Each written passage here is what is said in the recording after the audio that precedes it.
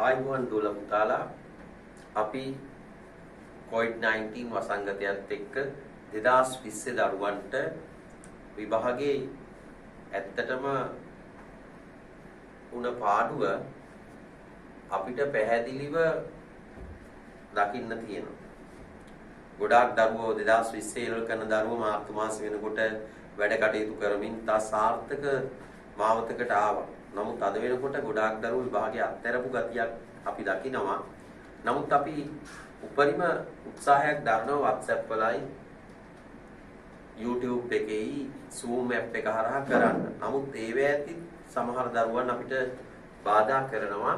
ඒක නිසා අපි උත්සාහ කරනවා දූල පුතාලට මේ පාඩම් මාලාව සමත්වී වෙබ්සයිට් එක හරහා ගෙනෙන්න. අපි ගිය සතියේ උත්සාහයක් දරද්දී ළමයි විශාල පිරිසක් එකවර පැමිණීම නිසා ඒ වෙබ්සයිට් එකට හානි සිදු වුණා. නමුත් පුතේ අපිට දකින්න තියෙනවා අද වෙනකොට තියෙන අපි මේ බාධා සියල්ල ඉවත් කරා. නමුත් මේ තිරයේ පිටුපස අපි මේ ටිකේ විශාල වෑයමක් දරනවා. ඔබ පන්ති කාමරයට එනවා, අපි ඉගෙනුවා, පාසල් ගියා, අපි ඉගෙනුවා, වැඩ කරා.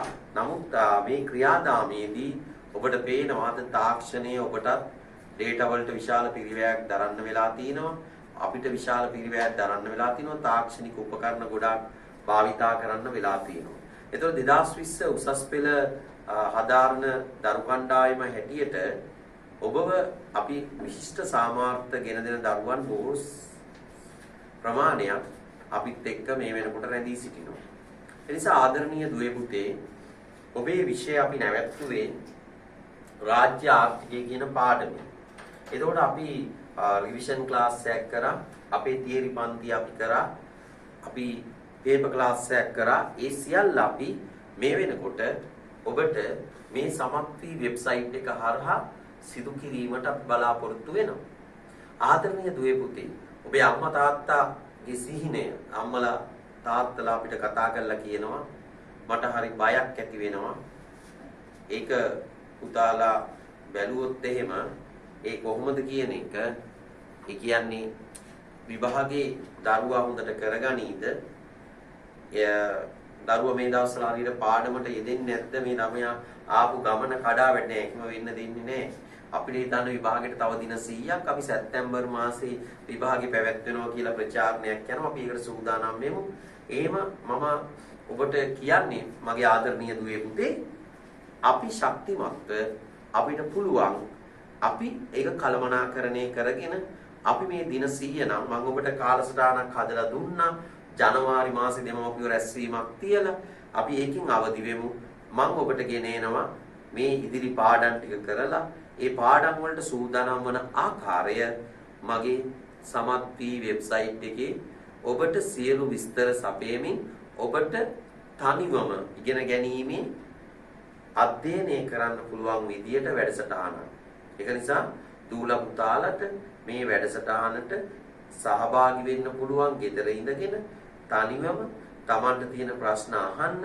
ඒවා ඔක්කොම සියල්ල අපි මේක සපයනවා. ඒක නිසා මේ කාර්යයට මේ වැඩ කොටසට ඔබේ සක්‍රීය දායකත්වය දෙන්න ඔබගේ විභාගයේ විශිෂ්ට ප්‍රතිඵලයක් ගෙනෙන්න පුළුවන්. අපිට භෞතික පන්ති කාමර නැති වුණත් අද වෙනකොට තාක්ෂණය හරහා ඔබ සමග මුසු වෙන්න අපි සූදානම් වෙලා තිනවා. මේ ඒකේ වෑයම. ආදරණීය දුවේ පුතේ අපි දන්නවා විෂය එකකය 7 රාජ්‍ය ආර්ථිකය කියන එක. ඒ රාජ්‍ය ආර්ථිකය කියන මාතෘකාවෙන් අපි වාට කතා කරා රාජ්‍ය ආර්ථිකයක් වෙළඳපොළ ආර්ථිකයට රජයේ මැදිහත් වීම කියන එක. මේක විෂය නිර්දේශයේ විෂය එකකයේ 8. ඒ නිසා 2020 උසස් පෙළ කණ්ඩායමට 2019 ප්‍රශ්න පත්‍රයේ 2019 A level නව විෂය නිර්දේශයේ යටතේ 2019 උසස් පෙළ නව විෂය නිර්දේශයේ යටතේ මගේ ආදරණීය දුවේ පුතේ ඔබට MCQ ප්‍රශ්න පත්‍රයේ ප්‍රශ්න 5ක් ලැබෙනවා. ඒ කොතනටද ලැබෙන්නේ?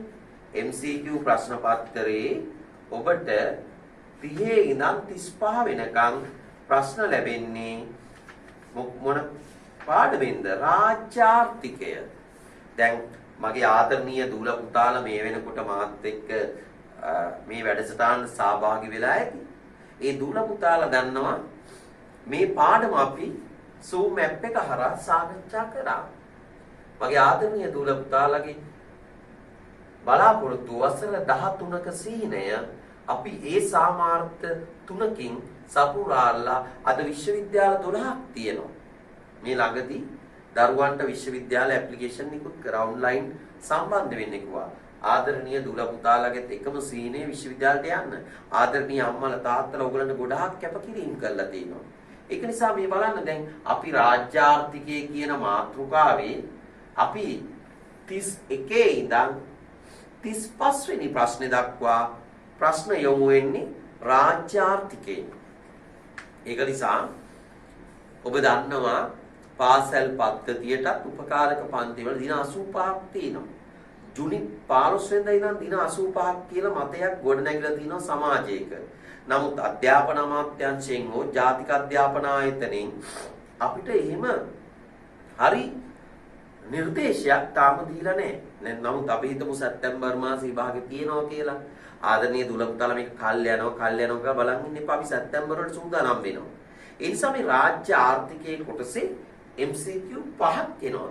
31 ඉඳන් 35 වෙනකන් 31, 32, 33, 34, 35. රාජ්‍ය ආර්ථික ප්‍රශ්න 5යි. එහෙනම් A level paper එකේ කීවෙනි ප්‍රශ්නේද? 13 වසරෙන් 7 වෙනි ප්‍රශ්නේ ඔබට ලැබෙන්නේ රාජ්‍ය ආර්ථිකයෙන් ලකුණු 20ක්. ඒ නිසා දුල පුතාලට වසර 20ක අත්දැකීම ලංකාවේ ප්‍රධාන පිරිමි පාසලක ගුරුවරයෙක් හැටියට, ඒක නිසා උත්තර ප්‍රශ්න පත්‍ර පරීක්ෂකවරයෙක් හැටියට මම දකින දේ තමයි මේ රාජ්‍ය ආර්ථිකයේ ප්‍රශ්න පත්‍රයේ ලකුණු 20ම ඔබට ගන්න පුළුවන්. ඔබ ඒ සඳහා ඔබට පොඩි මානසිකයක් දරන්න පුළුවන්. මට මේ මඟ පෙන්වීම කරන්නත් හැකියාව තියෙනවා. ඒ නිසා දුල පුතාලා මේකේ උපරිම ප්‍රතිඵල ගන්න අපි රාජ්‍ය ආර්ථිකය නැවත මතක් කරගත්තොත් මේ රාජ්‍ය ආර්ථිකය තුල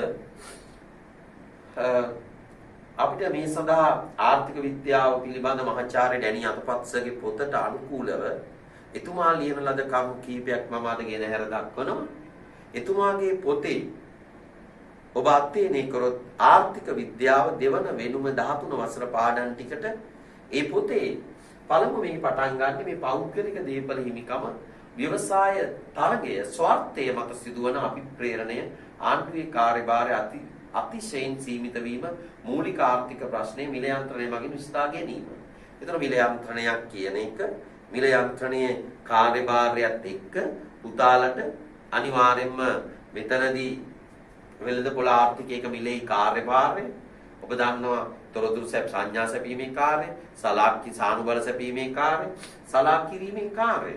ඒතර වෙළඳපොළ යන්ත්‍රණය තුළ ස්වార్థයට යන පාරිභෝගික ස්වාධිපත්‍යයක් තියෙනවා.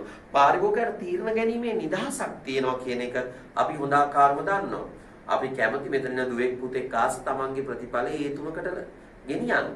හොඳ විශ්වවිද්‍යාලයකට තේරෙන්න, අයිලන්ඩ් රෑන්ක් එකට යන්න, ව්‍යාපාරිකයෙක් ලාභ උපරිම කරන්න. එහෙනම් නිෂ්පාදනය සාධකීම් යන දෙපිරිසම පාරිභෝගිකයන්ගේ උපනා එපාකම් වලට අනුකූලව ප්‍රතිචාර දක්වනවා. ඒ වගේම වෙළඳපොළ ආර්ථික පද්ධතියක සාර්ථක වීම කෙරෙහි බලපාන කරුණු කීපයක්. ඒ කියන්නේ වෙළඳපොළ ආර්ථිකයක වාස්වාගත තත්වයක්. එනා වඩාත් නිවැරදි තොරතුරු සපයාගත හැකි වීම, නම්‍යශීලීත්වයේ ඉහළ මට්ටමක පැවතීම, වෙනස් වීම වූයේ පහසුවෙන් හැඩ ගැසීම. ඊළඟට තීරණ ගැනීමේ ක්‍රියාවලිය විමර්ථයගත කොට තිබීම. ඒ නිසා පුතාලට පැරාටෝ ප්‍රශස්තය යනුවෙන් කුමක් අදහස් වේද? අපි කියවා marginal benefit equal to marginal cost. ආන්තික පිරිවැය, ආන්තික ප්‍රතිලාභ වලට සමාන වන ප්‍රශස්ත භාණ්ඩ ආර්ථික කාර්යක්ෂමතාවය. ආර්ථික කාර්යක්ෂමතාවයේ කොටස් දෙකකට බෙදුවා. නිෂ්පාදනයේ කාර්යක්ෂමතාවය හා සම්පත් බෙදා වෙන් කිරීමේ කාර්යක්ෂමතාවය. එහිදී අපි කියුවා ප්‍රශස්ත භාණ්ඩ මිශ්‍රය ආර්ථිකය ප්‍රශස්ත අවස්ථාව. ඒ නිසා ආර්ථික කාර්යක්ෂමතාවයක් ඇති කරන නිෂ්පාදනයේ කාර්යක්ෂමතාවය හා සම්පත් බෙදා වෙන් කිරීමේ කාර්යක්ෂමතාවය ඇති වෙන්න නේද පුතේ. ඔබ දරණ පිරිවැයට ප්‍රතිලාභයක් තියෙන්න එපයි. ඒ කියන්නේ අහිංසක අම්මා තාත්තා විශාල පිරිවැයක් අවුරුදු 13ක් තිස්සේ දරලා උසස් පෙළ ප්‍රතිඵලය අරගෙන ඒ දරුවා විශිෂ්ට සාමාර්ථ. ඒතර ඔබ දන්නවා. ඒක ඔබට අමුතුවෙන් කියන්න දෙයක් නැහැ නේ. අපි මේ දැන ඉන්නේ හොඳ අධ්‍යාපනයක් ලැබපු නිසා. අධ්‍යාපනයේම ඒ නිසා ඔබ හොඳට ඉගෙන ගත්තොත්, ඔබ හොඳ අධ්‍යාපනයක් ලැබුවොත්, ඒකෙන් ඔබට සමාජයට විශාල ප්‍රතිලාභ ලැබෙනවා. ඒක නිසා අපි ආවා වෙළඳපොළ අසමත් වීම කියන්නේ මොකක්ද කියන එක අපි විශාල ලෙස ඔබට සාකච්ඡා කරා. අති දැවැන්ත ලෙස මේ වෙනකොට මේ මාතෘකාව දන්නවා. මිල යන්ත්‍රණය මගින් මෙහෙවනු ලබන වෙළඳපොළ ආර්ථික පද්ධතියක් සම්පත් බෙදී යාමේ අකාර්යක්ෂම වෙළඳපොළ අසමත් වීම නම් වේ. සම්පත් බෙදී යාම අකාර්යක්ෂම කියන්නේ සම්පත් බෙදී යාම අකාර්යක්ෂම වීම, සම්පත් බෙදී යාම අසාධාරණ වීම, සාර්ථක අස්ථායී වීම. එතකොට ඔබ දන්නවා වෙළඳපොළ අසමත් වීම කියන්නේ මොකක්ද? මිල යන්ත්‍රණය මගින් මෙහෙවනු ලබන වෙළඳපොළ ආර්ථික පද්ධතියක සම්පත් බෙදී යාම අකාර්යක්ෂම වීම වෙළඳපොළ අසමත් වීම නම් වේ. සම්පත් බෙදී යාම අකාර්යක්ෂම, සම්පත් බෙදී යාම අසාධාරණ වීම, සාර්ථක මේ වෙන මේ කරුණු තුන ලියවෙන්න ඕනේ පේපර් එකකදී. එතකොට ආදරණීය දුල පුතාලා දන්නවා වෙළඳපොළ පූර්ණ තරංකාරී තත්ත්වේ නැත් කිරීමට බලපෑ ඇති හේතු කිහිපයක් දක්වන්න.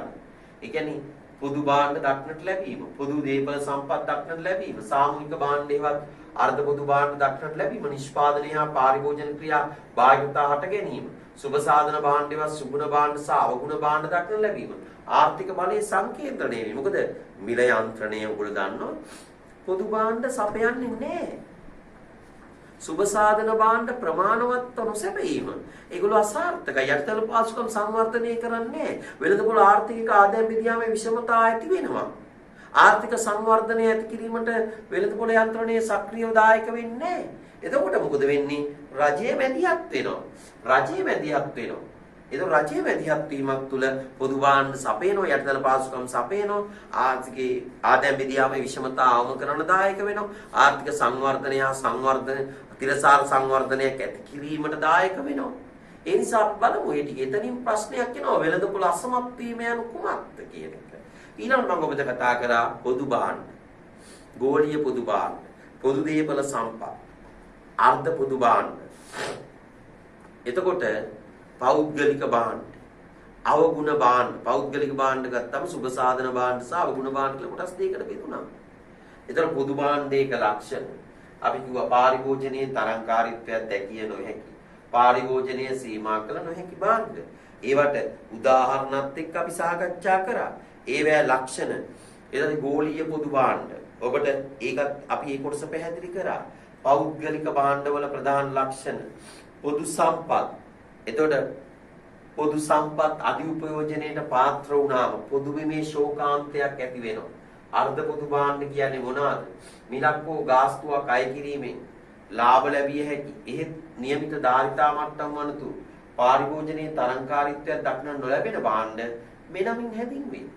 එතකොට පුතාලා මේ භාණ්ඩ වර්ග ටික නිවැරදිව හඳුනා ගන්න.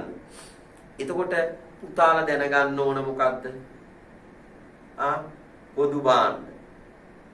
ඒ වගේම අර්ධ පොදු භාණ්ඩ, පෞද්ගලික භාණ්ඩ ගත්තම සුබ සාධන භාණ්ඩ සහ අවගුණ භාණ්ඩ.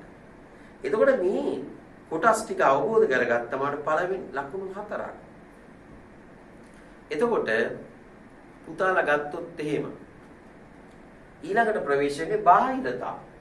යම් නිෂ්පාදන කටයුත්තක් හෝ පාරිභෝජන කටයුත්තක් ක්‍රියාවක් නිසා වෙනත් පාර්ශ්වයක් මත ඇති කරන්නා වූ එම නිෂ්පාදනය හෝ පාරිභෝජන ක්‍රියාවට ඍජුව සම්බන්ධ පුද්ගලයා විසින් සැලකිල්ල නොගන්නා ප්‍රතිලාභයේ පිරිවැය බාහිරතාවය. ඒ කියන්නේ වෙනත් පාර්ශ්වයක් මත ඇති කරන ප්‍රතිලාභය හෝ පිරිවැය. අපි කියව නිෂ්පාදනයේ ධන බාහිරතා, නිෂ්පාදනයේ ඍණ බාහිරතා, පාරිභෝජනයේ ධන බාහිරතා, පාරිභෝජනයේ ඍණ බාහිරතා. ආදරණීය දුවේ පුතේ, බාහිරතාවයක් කියන්නේ බාහිර සමාජයට බාහිර පාර්ශ්වයකට ඇති කරන දෙයක්. ඒක ධන වුණොත් ප්‍රතිලාභයක්, ඒක ඍණ වුණොත් පිරිවැයක් නතු වෙනවා. ඒ නිසා නිෂ්පාදනයේ ධන බාහිරතා, නිෂ්පාදනයේ ඍණ බාහිරතා, පාරිභෝජනයේ ධන බාහිරතා, පාරිභෝජනයේ ඍණ බාහිරතා කියලා අපි කොටස් හතුරා ගන්න. හතරක් හඳුනා ගන්නවා. එතකොට ආර්ථික ක්‍රියාවන් කොටස් දෙකයි.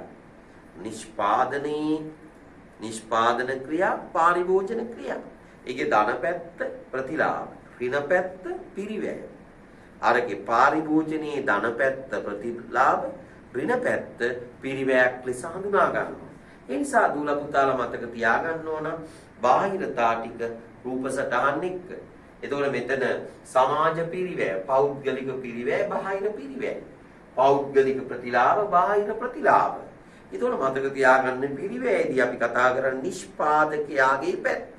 ප්‍රතිලාභ පැත්ත කතා කරන්නේ අපි ගැනුම් කරුගේ පැත්ත. ඒ නිසා අපිට පිරිවැයක් තියෙනවනම් ධනන සැපයුම් වක්‍රය දකුණට. ඍණ නම් අපි සැපයුම් වක්‍රය වමට. එතකොට සමාජ ප්‍රතිලාභ වලදී ගත්තම ඉල්ලුම් වක්‍රය ප්‍රතිලාභයක් නම් ධන බාහිරතාවයක් නම් ඉල්ලුම් වක්‍රය දකුණට. ඍණ බාහිරතාවයක් නම් ඉල්ලුම් වක්‍රය වමට. එතකොට මේකේ අපි එකිනෙක රූප සටහන් එක්ක ඔබට කතා කරනවා. දැන් මෙතන කතා කරලා තියෙන නිෂ්පාදනී ඍණ බාහිරතාවය. යම් කර්මාන්ත ශාලාවක් ඉති කිරීම නිසා එම කර්මාන්ත ශාලාවෙන් පිට වෙන අපද්‍රව්‍ය ගංගාවලට මුසු කිරීමෙන් නැත්නම් සමාජයට එක් කිරීමෙන් පරිසරයට මුසු කිරීමෙන් ඒකෙන් ඇතිවන අහිතකර ප්‍රතිවිපාකය. එතකොට ඔයාලට පේනවා ආන්තික පෞද්ගලික පිරිවැය, ආන්තික බාහිර පිරිවැය, මේ දෙකේම එකතුව ආන්තික සමාජ පිරිවැය. එතකොට මෙවැනි ඍණ බාහිර අධිනිෂ්පාදනය. ඒ කියන්නේ යුදායුධ වෙන්න පුළුවන්, මත්ද්‍රව්‍ය වෙන්න පුළුවන්, නිෂ්පාදනය කරන කර්ම අති දැවැන්ත ලෙස. නමුත් මේකෙන් ඇති වෙන්නේ සමාජයට ඍණ පිරිවැය. එහෙනම් ආදරණීය දුල පුතාලා දන්නවා නිෂ්පාදන ඍණ බාහිරතා. නිෂ්පාදනයේ ඍණ බාහිරතාවයක් කියන්නේ මොකක්ද? නිෂ්පාදනයේ ඍණ බාහිරතාවය. එහෙනම් පෞද්ගලික පිරිවැයක් තියෙනවා, බාහිර පිරිවැයක් තියෙනවා. පෞද්ගලික පිරිවැය ආන්තික, පෞද්ගලික පිරිවැය ආන්තික, බාහිර පිරිවැය. මේ දෙකේම එකතුව අපි ගත්තොත් ආන්තික සමාජ පිරිවැය. එතන ගන්න සැපයුම් වක්‍රේ මාජිනල්, මේ කියන්නේ ආන්තික පෞද්ගලික පිරිවැය, marginal personal cost, marginal social cost. මෙතන අපිට කියනවා PP, personal price, personal quantity, social price, social quantity. එතකොට නිෂ්පාදනයේ ඍණ බාහිරතාවයක් නම් කොහෙද විතර වෙන්නේ? වමට. ඊළඟ ප්‍රවේශ වෙනවා නිෂ්පාදනයේ ධන බාහිරතාවයක්. නිෂ්පාදනයේ ධන බාහිරතාවයක් නම් ඕගොල්ලන්ට අපි පේනවා සැපයුම් වක්‍රෙ විතර වෙන්නේ දකුණට. දකුණට ප්‍රතිලාභයක් නම්. ඒ වගේම අපි යනවා පුතාලට පාරිභෝජනයේ ඍණ බාහිරතා, පාරිභෝජනයේ ධන බාහිරතා කියන එක. පාරිභෝජනයේ ඍණ බාහිරතාවයක් නම් ඔබට පේනවා ඉල්ලුම් වක්‍රය වමට. පාරිභෝජනයේ ධන බාහිරතාවයක් නම් ඉල්ලුම් වක්‍රය යන්නේ කොහෙද? ධන බාහිරතාවයක් නම් ඔයගලන්ට යන්නේ ඉල්ලුම් වක්‍රය දකුණට. පාරිභෝජනයේ ඍණ බාහිරතාවයක් නම් ඉල්ලුම් වක්‍රය යන්නේ කොහෙටද? වමට.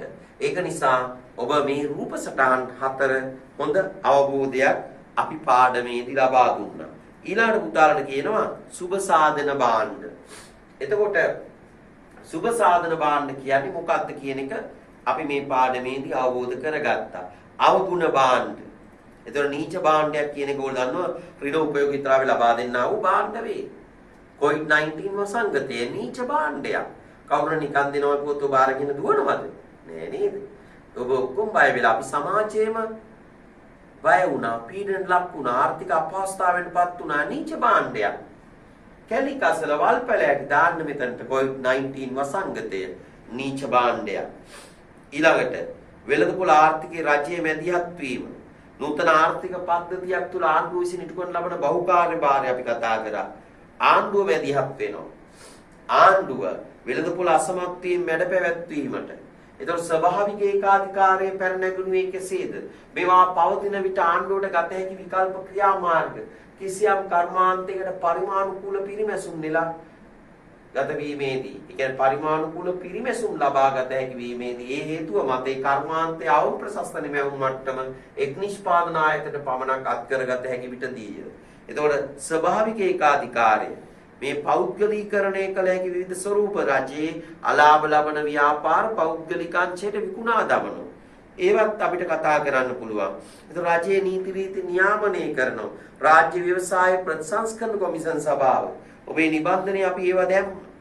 එතකොට ඒ ටික අපි කතා කරාම පුතාලට අපි එනවා පොදු කාර්ය පාසුකම් යටිතල පාසුකම් කියන්නේ මොකක්ද?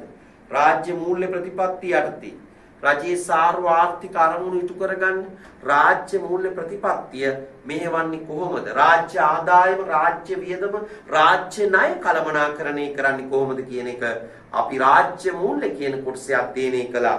එහෙනම් පුතාලට එතනදී අපි ස්වයංක්‍රීය ස්ථායීකරණ ප්‍රතිපත්තිය, අභිමතානුසාරී ප්‍රතිපත්තිය, ප්‍රතිචක්‍රීය රාජ්‍ය මූල්‍ය ප්‍රතිපත්තිය, ප්‍රතිචක්‍රීය රාජ්‍ය ආර්ථිකයේ පසුබැසීමක් එවත් ප්‍රතිගමනයක් පවතින අවධියකදී ආණ්ඩුවේ වියදම් වැඩිවීමත්, බදු අඩු කිරීමත්, ආණ්ඩුවේ ප්‍රසාරණයක් පවතින අවධියකදී වියදම් අඩුකොට ආදායම ඉහළ නැංවීම කරනු ලැබේ. ව්‍යාපාර චක්‍රයේ දෝලනයන් වැළැක්වීමට යොදාගෙන රාජ්‍ය මූල්‍ය ප්‍රතිපත්තිය ප්‍රතිචක්‍රීය රාජ්‍ය මූල්‍ය ප්‍රතිපත්තියක් ලෙස අපි හඳුන්වනවා. එතකොට ඔබේ මහාචාර්යතුමා ඩැනි අතුපත්තු මහතා ඒ කොටස් ටික එයාගේ පොතේ පැහැදිලි කරලා තිනවා. අපි අපේ නිබන්ධනය තුල ඔබට පැහැදිලි කරලා තිනවා. එතකොට මෙතන හඳුනා ගැනීමේ ප්‍රමාදය, පරිපාලනමය ප්‍රමාදය, එතකොට ආර්ථිකයේ විභව නිමැවුම, ඉහළ නැංවීමට ඉවහල් වන සැපයුම, එතකොට රජයේ ආදායම් සංහිතිය 2018 බැංකු වාර්තාවේ රජයට වැඩිම බදු ආදායමක් එන්නේ මොකෙන්ද? නිෂ්පාදන බදු වලින්. නිෂ්පාදන බදු වලින් 25%යි, එකතු කළාගේ බදු වලින් 24%යි. ඒ ටික පුතාලට දකින්න තියෙනවා. එතකොට අපි බදු අය කිරීමේ මූල ධර්ම සාධාරණත්වයේ පිරිමැසුම් සහිත බව, පහසු බව, නිශ්චිත බව, කාර්යක්ෂම බව, නම්‍යශීලී බව අපි එතන සාකච්ඡා කරලා තියෙනවා. එතකොට ඔයගොල්ලෝ දන්නවා බදු අනුපාතිකය, සාමාන්‍ය බදු අනුපාතිකය, ආන්තික බදු අනුපාතිකය. මෙතන ඉන්න දුවිලා පුතාලා දන්නවා අනුක්‍රමික බදු, ප්‍රතික්‍රමික බදු, සමානුපාතික බදු කියන එක. අනුක්‍රමික බදු, ප්‍රතික්‍රමික බදු, සමානුපාතික බදු. අනුක්‍රමික බද්දක් කියන්නේ බදු ආදායම වැඩි වෙත්ම අය කරන බදු ප්‍රතිශතය වැඩි වෙනවා. එතන අනුක්‍රමික බද්දකම තියරි කොටස මොකද්ද? ඒකේ සාමාන්‍ය බදු අනුපාතයට වඩා ආන්තික බදු අනුපාතය විශාලයි. සාමාන්‍ය බදු අනුපාතිකයට වඩා ආන්තික බදු අනුපාතිකය විශාලයි. තේරුණා? එතකොට ඒකේ මොකක්ද සම්බන්ධතාවය? ආදායම හා බදු අනුපාතය අනුලෝම සම්බන්ධතාවයක්. ආදායම වැඩි වෙනකොට අය කරන බදු ප්‍රතිශතයත් වැඩි වෙනවා. ඒක ප්‍රතික්‍රමික බද්දක්. වක්‍ර බද්දක ප්‍රතිවිපාකය ප්‍රතික්‍රම වේ. වක්‍ර බද්දක ප්‍රතිවිපාකය ප්‍රතික්‍රම වේ. එහෙනම් මොකද්ද මේ කියන්නේ? භාණ්ඩා සේවා මත පනවන බද්ද. රජය මේ ජනතාවට රුපියල් 5000 බැගින් බෙදා දෙනකොට අර පැත්තෙන් නෙලා ගන්නවා. මොකද්ද මේ? භාණ්ඩා සේවා. බලන්න. අල ලූණු මිරිස් පරිප්පු හැම එකකටම බදු වැඩි කරන්න ඕන. එහෙනම් භාණ්ඩා සේවා මත බදු පනවනකොට අල කිලෝ එකක් වෙළඳ පොලේ අද ලංකාල කිලෝ එකක් ලංකාවේ නිෂ්පාදනය කරන අල කිලෝවක් රුපියල් 240 නම් ඔයාටත් 240යි මටත් 240යි සමාජයේ ආදායම් විෂමතාවයක් නැතුව හැමෝම 240ට ගන්න ඕන. එතකොට අඩු ආදායම් ලබන කෙනෙක්ගේ පැත්තෙන් වැඩි බද්දක් ගෙවනකොට වැඩි ආදායම් ලබන කෙනෙක් අඩු බද්දක් ගෙවන කියන්නේ අඩු ආදායම් ලබන කෙනෙක් අල කිලෝව 240ට ගන්න. වැඩි ආදායම් ලබන කෙනාටත් 240යි. මේ දෙන්නගේ ආදායම් විෂමතාවයත් එක්ක ගත්තම වක්‍ර බද්දක ප්‍රතිවිපාකය ප්‍රතික්‍රම වෙනවා. ඒ කියන්නේ ආදායම වැඩි වෙන්න ගෙවන්න ඕනි බද්ද අඩු වෙනවා. එහෙනම් ඒකේ මොකද වෙන්නේ? සාමාන්‍ය බදු අනුපාතයේ විශාලයි, ආන්තික බදු අනුපාතිකය පහළයි. සමානුපාතික බදු. මොකද්ද මේ සමානුපාතික කියන්නේ? ආදායම අපි ගත්තම ආදායමත් එක්ක සමානුපාතික බද්ද. ඒ කියන්නේ ආන්තික බදු අනුපාතය සාමාන්‍ය බදු අනුපාතයට සමානයි. එකතු කළාගේ මත බදු වෙන්න පුළුවන්, ආර්ථික සේවා ගාස්තු වෙන්න පුළුවන්. ආදායම කුමක් වුවත් අය කරන්නේ එක සමාන බද්දක්. එතකොට මේකේ සාමාන්‍ය බදු අනුපාතිකය ආන්තික බදු අනුපාතිකයට සමානයි. එහෙනම් පුතාලගේ ඉරිගහන ප්‍රශ්න පත්‍රයේ මේක අහන්න පුළුවන්. ආන්තික බදු අනුපාතය සාමාන්‍ය බදු අනුපාතයට වඩා විශාල නම් ඒක අනුක්‍රමික බද්දක්. සාමාන්‍ය බදු අනුපාතිකය ආන්තික බදු අනුපාතිකයට වඩා විශාල නම් ඒක ප්‍රතික්‍රමික බද්දක්. ආන්තික බදු අනුපාතිකය සාමාන්‍ය බදු අනුපාතිකයට සමාන නම් ඒක අපි කතා කරනවා පුතේ සමානුපාතික බද්දක්. එතකොට පුතාලට අපි බදු මූලධර්ම ඒ බදු ආපාතේ කියන එක කතා කරා. බද්දක විතැන්වීම අපි ඒ ටියුට්ටේ කතා කරා. ශ්‍රී ලංකාවේ බදු ආදායම් සංවේදීතා සංගුණකේ අපි කතා කරා. එතකොට ආණ්ඩුවේ වියදම් වලට එනවා. ඔයගොල්ලෝ දන්නවා වර්තන වියදම්, ප්‍රාග්ධන වියදම්, සුද්ධ ණය දීම් කියන කොටස.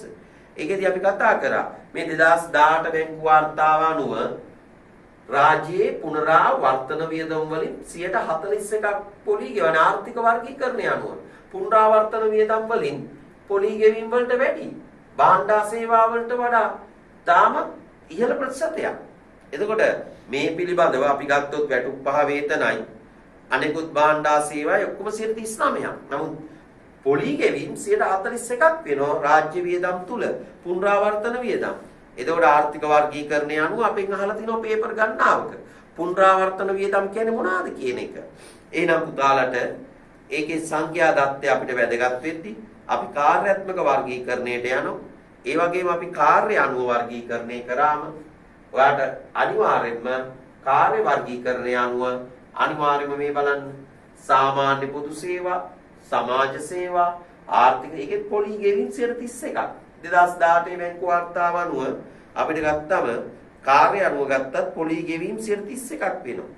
එතකොට මේ අයවැය ලේඛනයක් කියන්නේ මොකක්ද? අතුරු සම්මත ගිණුමක් කියන්නේ මොකක්ද? නිබන්ධනයේ ඉතාමත් පැහැදිලිව ඔබට ඒ කොටස් ටික ඇතුළත් කරලා තියෙනවා. එතකොට මෙතන රාජ්‍ය අයවැය ලේඛනයේ ආර්ථික ස්ථායීකරණ කරන අයවැය ලේඛනයේ ආණ්ඩුවේ දාගන්නේ කෙසේද? විසර්ජන කෙටුම්පතක් කියන්නේ මොකක්ද? එහෙනම් පුතාලට අපි අයවැය ලේඛනයේ පළමු වරකයේම අයවැය ලේඛනයේ දෙවන වරකයේම තෙවන වරකයේම නිබන්ධනය අන්තර්ගත කරා. එහෙනම් මෙතනදී අතුරු සම්මත ගිණුමක් කියන්නේ මොකක්ද? එහෙනම් මෙතන වර්තන ගිණුමේ ශේෂය. ඒ කියන්නේ මුළු රාජ්‍ය ආදායම අඩු කිරීම මුළු වර්තන වියදම තමයි අපි කියන්නේ රාජ්‍ය ඉතුරු කියලා. රාජ්‍ය ඉතුරු සමස්ත අයවැය ශේෂය නෙමෙයි දුවේ පුතේ. රාජ්‍ය ආදායම බදු ආදායම සහ බදු නොවන ආදායම කියන දෙකේම එකතුවෙන් ඔබට වර්තන වියදම් භාණ්ඩා සේවා වියදම් පොලී ගෙවීම වර්තන පැවරුම් අඩු කරාම අන්න එනවා වර්තන ගිණුමේ ශේෂය. ඒක ධන නම් රාජ්‍ය ඉතුරු, ඒක ඍණ නම් නිර්ඉතුරු. වර්තන ගිණුමේ ශේෂය. එතකොට එතන කියනවා සමස්ත අයවැය අතිරික්තය. සමස්ශේෂය. සමස්ශේෂය කියන්නේ මොකක්ද? සමස්ශේෂය කිව්වේ මුළු රාජ්‍ය ලැබීම්, බදු ආදායම, බදු නොවන ආදායම, විදේශ ප්‍රදාන. ඒ ටික එකතු කරලා ඒකෙන් අඩු කරොත් එහෙම රජයේ මුළු වියදම්, වර්තන වියදම්, ප්‍රාග්ධන වියදම්, සුද්ධ ණය දීම. එහෙනම් සමස්ත අයවැය ශේෂය. එහෙනම් බලමු ප්‍රාථමික ගිණුමේ ශේෂය. රජයේ මුළු ලැබීම් වලින් පොලී හැර, රජයේ මුළු ලැබීම් වලින් පොලී හැර මුළු රාජ්‍ය වියදම අඩු කරාම අන්න එනවා ප්‍රාථමික ගිණුමේ ශේෂය. එතකොට සුද්ධ මූල්‍යයේ රජයේ මුළු ලැබීම් වලින් අපි ඉවත් කරන්න ඕන සුද්ධ ණය දීම් කොටස හැර වර්තන වියදම් හා ප්‍රාග්ධන වියදම් කියන කොටස. එහෙනම් ඒ කොටස් ටික ඔයා අවබෝධ කරගන්න ඕන. අයවැයන්ගේ මූල්‍යණය කිරීම. අන්න උතන තමයි දේශීය මූලාශ්‍ර, විදේශීය මූලාශ්‍රයන්. 41.6ක් රාජ්‍ය අයවැයන්ගේ පියව ගන්න රජය ආරම්භ දින නොපියු ණය 82.9ක්. 82.9ක් රජේ ගත්ත ණය. ඒක දේශීය ණය 41.6ක් 2018 බැංකු වාර්තාව අනුව. 41.3ක් විදේශීය. මේකෙනුත් අපිට පේනවා ප්‍රසාරණාත්මක වාණිජ්‍ය බැංකු, මහා බැංකුව. හොඳට ඒව ගන්න එක. මෙව ණය ගැනීම නිසා ඇති වෙන තෙරපුම් ප්‍රතිවිපාකය, crowding out effect. ඒ කියන්නේ රාජ්‍යාංශය අයවැයන්ගේ මූල්‍යණය කර ගැනීමට ණය ලබා ගැනීම නිසා පෞද්ගලික අංශයට ණය ගන්න තියෙන අවස්ථාව අහිමි වෙනවා. ඒ නිසා මොකද වෙන්නේ? රටේ ආයෝජන පහළ යනවා. ආයෝජන පහළ යනකොට නිෂ්පාදනය පහළ යනවා. ඒතර සේවා වියුක්තිය ඇති වෙනවා. මෙබන ආර්ථිකයට ඇතිවන ප්‍රතිවිපාකය ගන්න තියෙන ආයෝජකයන්ට ආයෝජනයේ කාන්තින මුදල් ප්‍රමාණය අඩු වෙනවා. රජයේ ණය ගැනීම නිසා ආර්ථිකයේ පවතින පොලි අනුපාතය ඉහළ යනවා. ඉතින් මේක රජය තම අයවැයන්ගේ පියවන්න දේශීය මූලාශ්‍ර බැංකු වෙළඳපොළ නොවන විදේශ ප්‍රධාන විදේශ ආධාර විදේශ ණය ගැනීම නිසා මොකද වෙන්නේ? ශ්‍රී ලංකා ආර්ථිකයට මරු පහරක් වදින්න පුළුවන්.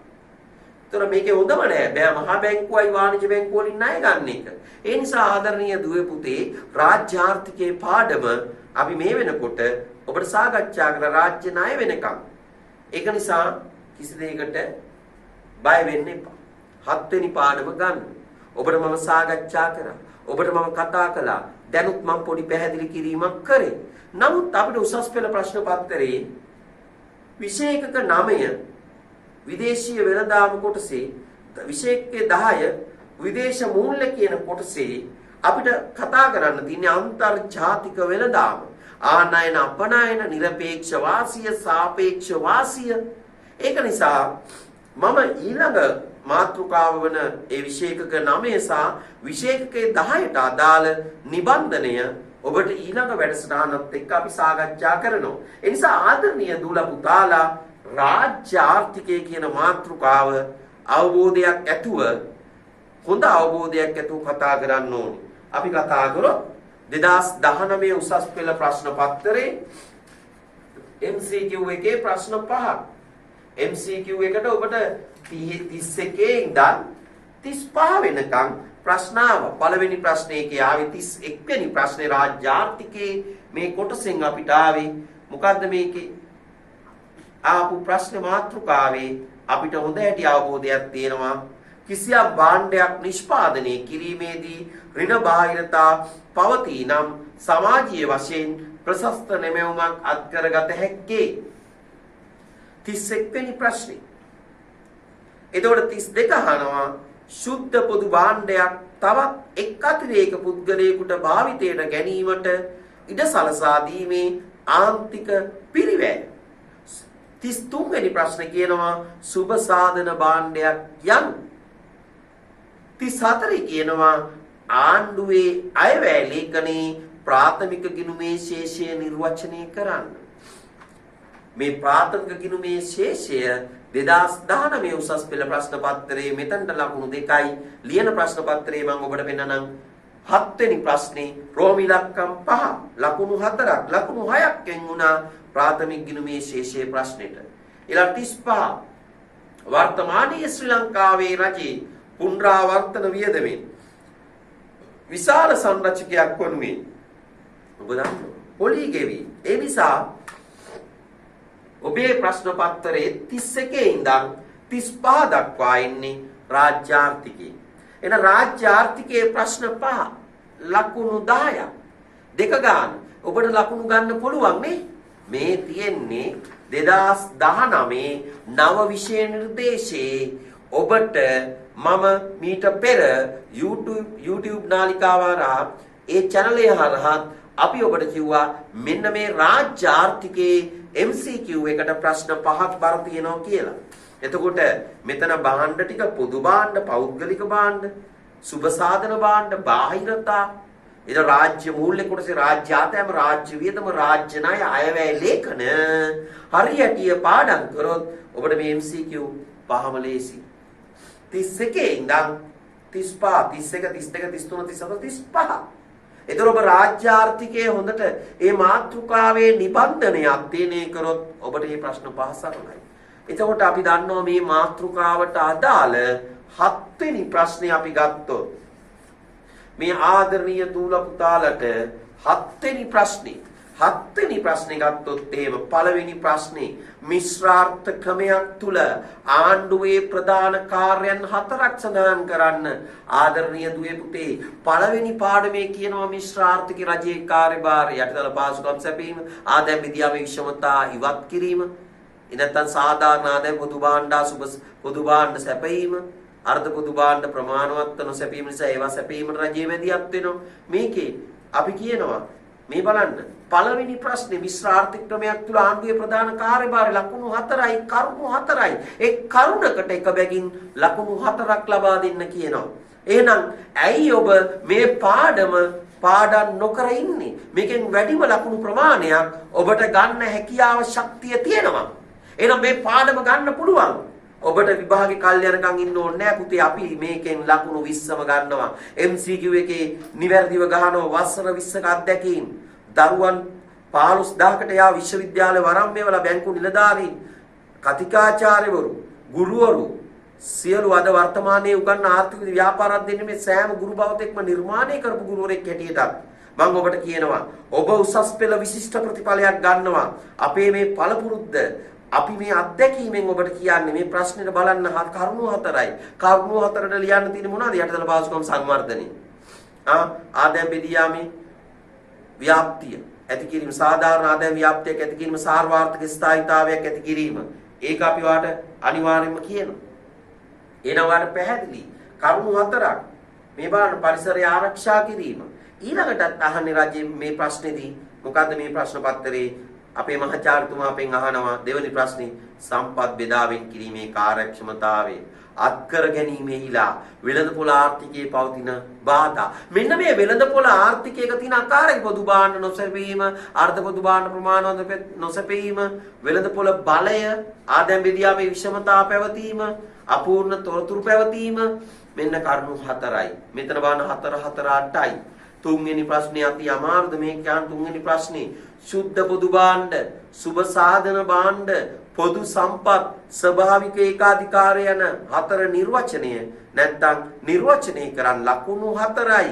එකකට එක ගානේ නිර්වචනය කරන්න කියන එක. නැවතත් මම කියන තුන්වෙනි ප්‍රශ්නේ මොකද්ද? සුද්ධ පොදු භාණ්ඩ, සුබ සාධන භාණ්ඩ, පොදු සම්පත්, ස්වභාවික ඒකාධිකාරය කියන එක නිර්වචනය කරන්න කියන්නේ. ඒ නිසා ආදරණීය දුවේ පුතේ ප්‍රශ්න 3යි ලකුණු 12ක්. ඔබ 4වෙනි ප්‍රශ්නේ විවන්න. කිසියම් රටකට බදු අවශ්‍ය වන්නේ ඇයි? මේ බදු අවශ්‍ය වන්නේ ඇයි? ඊළඟට අහනවා බද්දක් අය කිරීමේදී පැවතිය යුතු ගුණාංග. ටියුට් එකේ අනිවාර්යෙන් කියන බදු අය කරන්නේ ඇයි යාට? එයා බදු අය කරන්නේ ඇයි? ආණ්ඩුවේ වියදම් පියවා ගැනීමට, වෙළඳපොළ අසමත් වීම මගහැරවීමට, පොදු භාණ්ඩ සැපයීමට, පොදු භාණ්ඩ ප්‍රමාණවත් නොසැපීම නිසා ඒවා ප්‍රමාණවත්ව සැපයීමට, ඒකාධිකාරී බලය සීමා කිරීමට, නීච භාණ්ඩ පාරිභෝජනය කිරීම අධෛර්යමත් කිරීමට, ගෙවුම් ශේෂ දුෂ්කරතා අවම කිරීමට. ඉතින් එතනට ලකුණු 2යි. එතන මතක තියාගන්න කරුණු 2ට ලකුණු 2යි. කරුණු 2ට ලකුණු 2යි. ආදරණීය පුතේ බද්ධක මූලධර්මයේ කියන එක වාට ගුණාංග කියන එක, යහපත් බදු ක්‍රමයක පැවතිය යුතු ගුණාංග කියන එක, සාධාරණත්වය, මධ්‍යස්ථ බව, නම්‍යශීලී බව, සරල බව, පහසු බව, ඒවා ඉතාම සරලයි. මේතර කියනවා කරුණු එකකට එක බැගින් 4 ලකුණු 2යි. ඒකිනුත් දරුවා ලියනෝනේ 2යි. ලකුණු 4 2 2 වෙන් කරලා තියෙනවා. මගේ පන්තිට සහභාගී වෙච්ච හැම දරුවෙක්ටම මේ මාර්කින් ස්කීම් එක දීලා තියෙනවා. එහෙනම් රාජ්‍ය ආර්ථිකය කියන මාතෘකාව A level paper එකේ 7 වෙනි ප්‍රශ්නේ. ඒතකොට ඔබ ප්‍රශ්න 4ක් දැන් සාකච්ඡා කළා. 5 වෙනි ප්‍රශ්නේ බලමු. මෙහෙම කියනවා. ආණ්ඩුවේ අයවැය ලේඛනයේ ප්‍රාථමික ශේෂය යන්නේ කවරක් අදහස් වේද? රාජ්‍ය මුළු ආදායමෙන් පොලී ගෙවීම් හැර මුළු රාජ්‍ය වියදම් අඩු කරාවෙන්නේ ප්‍රාථමික ගිණුමේ ශේෂය. ප්‍රාථමික ගිණුමේ ශේෂය. ඒ නිසා ආදරණීය පුතේ මෙන්න මේ රාජ්‍ය ආර්ථිකය කියන නිබන්ධනේ ඔබට මම මේ මාසය තුල ඉතාමත් පැහැදිලිව සාකච්ඡා කරා. ඔබ දන්නවා. නමුත් ඒ තාක්ෂණ භාවිතා කරද්දී විවිධ ගැටලු ඇති වුණා. නමුත් දැන් ඔබට කිසිම ගැටලුවක් ඇති වෙන්නේ නැහැ.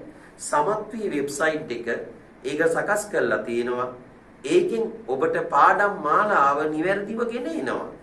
එහෙනම් ආදර දූලා පුතාලා ඔයාගේ තියරි පන්තිය, පේපර් ක්ලාස් එක, ඒ කියන්නේ ප්‍රශ්න පත්‍ර සාකච්ඡා කරන එක දැන් මම ඔබට කිව්වා. රාජ්‍ය ආර්ථිකය.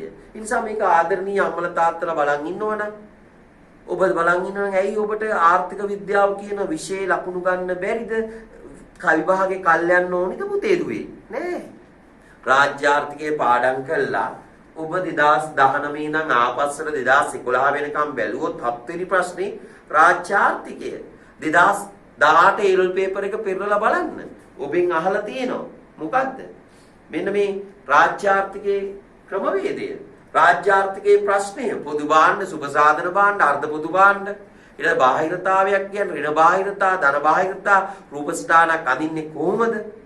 ඒ නිසා ඔබ දන්නවා, ඔබේ හෘද සාක්ෂි දන්නවා, තාම ශක්තිමත් ආර්ථික විද්‍යා ප්‍රශ්න පත්‍රයට අපිට සාර්ථකව මුහුණ දෙන්න පුළුවන්.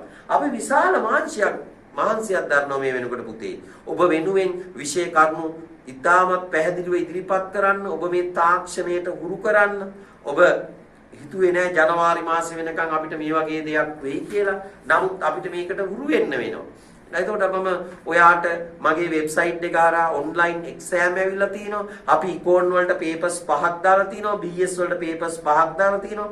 ඔයා ඒක කරාට පස්සේ වාට ඒ වලේම ලකුණු එනවා. ඉතින් පුතා හිතන්නකෝ. ඒවා අපි ටයිප් කරලා ඇතුල් කරන්න ඕන. ඒවට අපි මහන්සි වෙන්න ඕනි. ඔයා හිතන්න එපා අපි මේ කාර්ය සඳහා එක ප්‍රශ්නයකට අපිට පැය භාගයක් විතර යනවා ඒක ටයිප් කරලා ඒක සකස් කරන්න. ඉතින් ඔබ ගණන් හදලා බලන්න අපි කොච්චර මහන්සියක් වෙන්න ඕනිද ආදරණීය දුවේ පුතේ.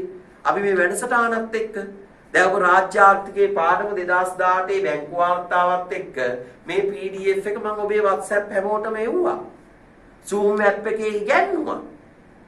එතකොට මම ඔබට පෙන්නුවා මේ බලන්න 2019 A level paper එකේ අනිවාර්යෙන් 7 වෙනි ප්‍රශ්නේ. ඔබ මේකෙන් වසර 5ක ප්‍රශ්න පත්‍ර අධ්‍යයනය කරන 19, 18, 17, 15 අධ්‍යයනය කළ ඔබ 2020 A level paper එකේ 7 වෙනි ප්‍රශ්නේ බලන්න.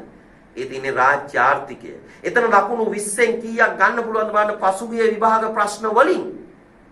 ඒ නිසා දූල පුතාලට මම කියන්නේ ඔබට මම ගොඩාක් ආදරෙයි. අපි දන්නවා මගේ පුතාලා දූල මාත් එක්ක තාමත් සුවදශීලීව ඔබ මගේ මාස දෙකකට ආසන්න ප්‍රමාණයක් මේ වෙනකොට දුරස්ථභාවයෙන් ඉන්නවා. ඒ නිසා මම ඔබට තාක්ෂණය හරහා විවිධ ප්‍රශ්න පත්‍රගෙන දැක්වුවා.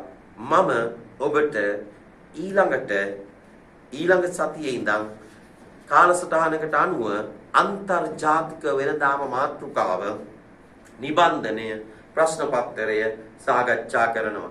ඔබ මාත් එක්ක රැඳෙන්න මම ඔබේ විභාගයට දෙන්න පුළුවන් උපරිම සහයෝගය විශිෂ්ට ප්‍රතිඵලයක් ගන්න ඔබට සමග මම රැඳෙනවා. ඒ නිසා ආදරණීය දුවේ පුතේ බුද්ධිමත්ව කටයුතු කරන්න. ඔබත් එක්ක මම ඔබේ උසස් පෙළ සාර්ථක කරගන්න රැඳී සිටිනවා. ඔබ මේ වැඩසටහනට සහභාගී වෙලා මට දුන්න සහයෝගයට ගොඩාක් පිං. ව්‍යාපාර අධ්‍යයනයත් ඒ ආකාරයෙන්ම මම කරනවා. රයිට්. ඔබට තෙරුවන් සරණයි. ජේසු පිහිටයි. සියලු දෙවියන්ගේ රැකවරණය ලැබේවා. බුදු සරණයි.